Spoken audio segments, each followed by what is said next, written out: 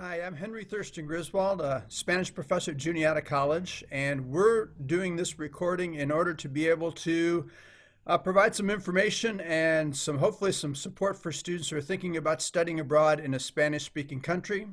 I'm joined here by one of our star students, Katie Jarvis, who is a current senior at Juniata, and she will tell us a little bit of her story. And I hope will also really persuade you if you're thinking about it and you're on the fence that, boy, study abroad is what you really need to do. So, first of all, welcome, Katie. And could you just tell us a little bit about yourself and what you studied, what you study, and where you studied? Sure. So, hello, thank you. um, so, I'm Katie. I'm a senior, as Henry said. I study at Juniata Spanish and Hispanic Cultures and Social Work. So, it's a dual POE that I'm working towards. Um, and I studied abroad twice, once this summer after my freshman year in Orizaba, Mexico, and once again in last semester, so the spring of my junior year in Guanajuato, Mexico. And Katie, could you tell us a little bit about why you really wanted to study abroad? Actually, study abroad was one of the things that brought me to Juniata. Um, I since I was able to start learning Spanish in seventh grade, and I was from the beginning. I didn't really know what I wanted to do as a career, but I knew that I wanted to be able to use Spanish, and it's super valuable as a second language here in the U.S., especially as more and more people arrive and live here who speak Spanish. Um, and so studying abroad was really important to me in looking for colleges. And so Juniata offers such a great study abroad program. So many people get the chance to study abroad between the summer experiences. Sometimes there are things over winter break, and then just the regular year-long or semester study abroads as well. And I was also offered a chance for the Eagles Abroad scholarship for Spanish, which I was awarded, which was a really great experience. Which is when I went to Orizaba, and I I I knew I wanted to study abroad again at the typical time during junior year as well. Um, and luckily, I was able to fit that in between all the classes I needed to take, as I'll explain a little bit more later. Well, and could you talk a little bit about that? Because as you mentioned, you've done basically a dual major, or as we say here at Juniata, a dual POE in Spanish Hispanic cultures as well as social work. So how were you able to work that out with well, especially with the social work, which has all kinds of requirements that are mandated from outside?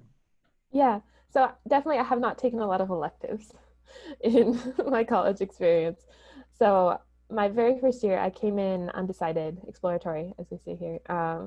And so I basically used most of my first year to get all the, well, when I arrived, it was the fiction requirements, the general education requirements out of the way, and sort of start exploring different avenues of study. And of course, I took a Spanish course every semester, which is part of the requirements for the Eagles Abroad program.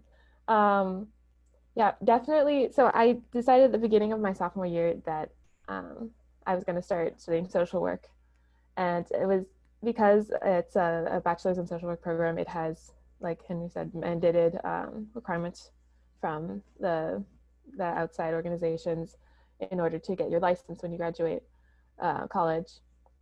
And so I really had to work around those requirements when planning study abroad. Luckily, in Orizaba, it was over the summer, so there weren't any courses then. But I remember being pretty disappointed because I had planned to go to Mexico for the second time my fall semester to see the celebrations for Dia de Muertos and all that sort of thing.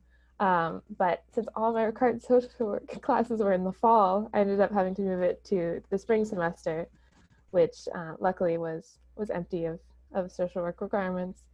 Um, and since I was an Eagles Abroad scholar, the hitting the Spanish requirements wasn't too difficult to do. Just I ramped up to 2 Spanish classes per semester, and then took a bunch while I was abroad.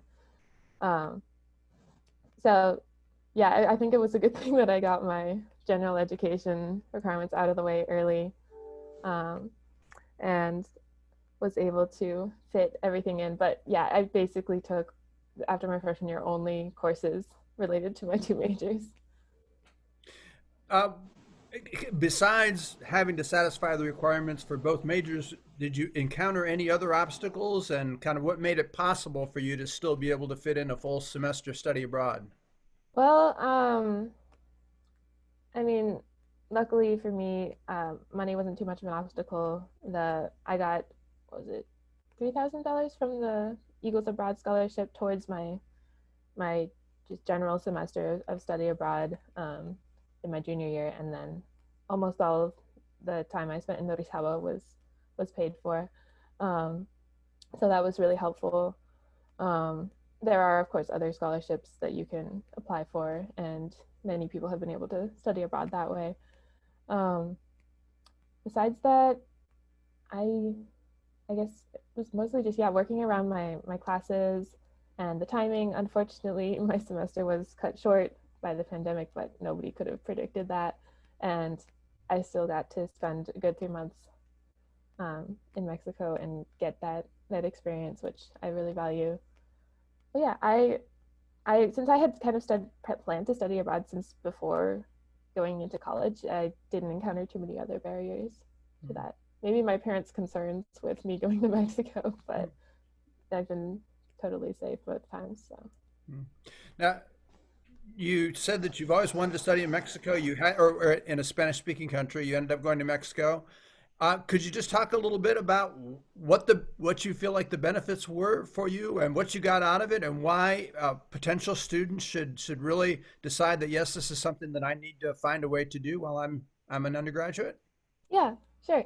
So well, for me, going to a Spanish-speaking country, the goal, my primary goal, was to improve my Spanish, and it in Orizawa, I had two courses, one based in Mexican culture and one just based in Spanish and general grammar, reading, listening, etc. And that combined with total immersion, basically, the only people I knew who spoke Spanish or spoke English, I mean, were the other students from Juniata who came with me, because Orizawa is such a, I mean, it's like a tourist town for Mexicans, not a tourist town for people from the US. So it was very rare to meet somebody there who spoke English. Um, some of the host families did, but mine didn't.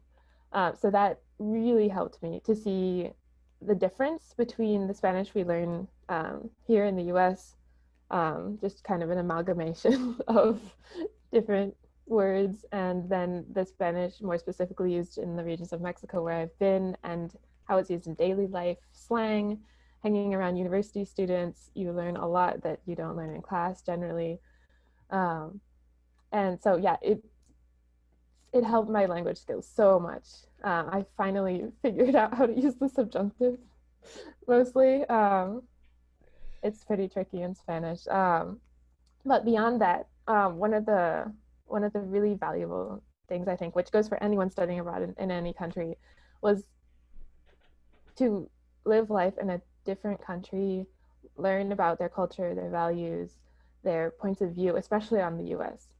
I obviously knew that the U.S. is not a perfect country, but I learned a lot about how I'm perceived as being someone from the U.S., a white person, etc., living in Mexico, and a lot about. Um, I learned a lot for myself. It really widened my horizons, sorry, and allowed me to have more empathy for people who are different from me. And yeah, just I also got to let loose a little bit more than I did here in high school, especially the first time I went abroad, and had all kinds of great experiences. Met so many people um, who wanted to talk to me, and yeah, it's a really great learning experience. It's a really great human experience, I think, to live in another country. And if you can have the chance to do it while you're young, I definitely recommend it. Well, thanks for sharing your experiences, Katie. And as you just said here, I think you summed it up very nicely at the end. You know, study abroad is an incredibly transformative experience, an opportunity to grow and learn about yourself and another culture, and there's no better time to do it than when you're an undergraduate student. So with that, we'll bring the interview to an end. But thanks again, and anyone that has any questions, please do not hesitate to get in touch with myself, and I'm sure Katie would be willing to answer any questions for Yeah, students sure. that are around now, and also contact the Center for International Education at Juniata College. So thanks for listening, and we will call it quits.